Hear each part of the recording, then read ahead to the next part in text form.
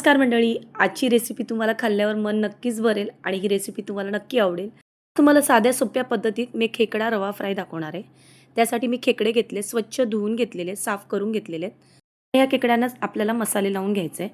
तर ह्यामध्ये मी चवीपुरतं मीठ घातलेले, 1 चमचाभर हळद घातलेली, 1 चमचाभर काश्मीरी मिरची पावडर घातलेली, लाल तिखट घातलेलं आहे 1 चमचाभर, गरम मसाला पाव चमचा, 1 चमचाभर मी आलं लसूणची पेस्ट घातलेली आहे, चमचाभर मी आगळ घातलेला आहे, कारण हा माशाचा प्रकारच आहे त्यामुळे थोडंसं आंबटपणा नाही जर असेल तुमच्याकडे तर लिंबाचा रस घातला तरी तुम्ही चालेल।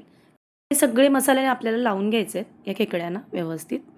जर तुम्हाला मसाले लावायला जमत नसेल तर तुम्ही आधी पहिले मसाले सगळे एकत्र करून त्यामध्ये थोडंसं पाणी घालायचं आणि ते मसाले एकत्र हे करून नंतर आपण खेकड्यांना लावून घ्यायचं। या खेकड्यांमध्ये मी 1 चमचाभर मालवणी मसाला सुद्धा घातलेला आहे। हे सगळे मी मसाले लावून घेतलेत खेकड्यांना।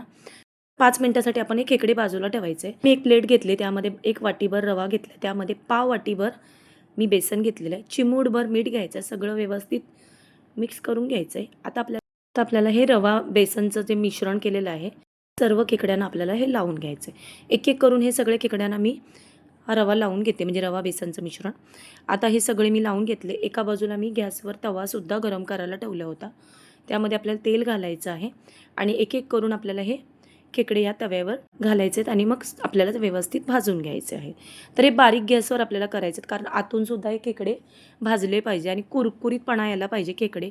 खरंच सांगते, खूप छान लागतात या पद्धतीमध्ये खेकडे भाजून मस्तपैकी गॅसवर आपल्याला हे भाजून घ्यायचे। तर आता बारीक गॅसवर मी एका साईडनी भाजून घेते।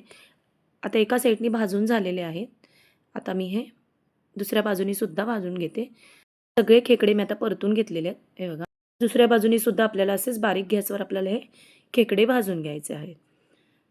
तर अशा पद्धतीमध्ये मी हे सगळे खेकडे भाजून घेते, अलटून पलटूनमध्ये घेतलेले आहेत आणि तयार आहेत मस्त असे कुरकुरीत, करकरीत आणि मस्त असे रवा खेकडे फ्राय। तर कसे वाटले आजची जी रेसिपी आहे? आवडली असेल तर नक्की ट्राय करा।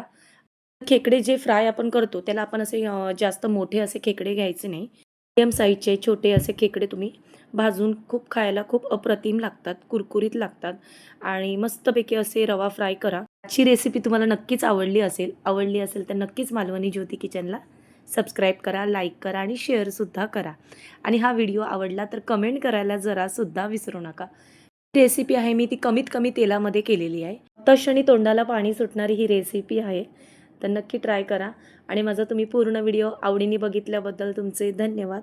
असेच माझे नवनवीन व्हिडिओ तुम्ही पाहत राहा। चला भेटूया अशाच नवनवीन रेसिपीमध्ये। धन्यवाद।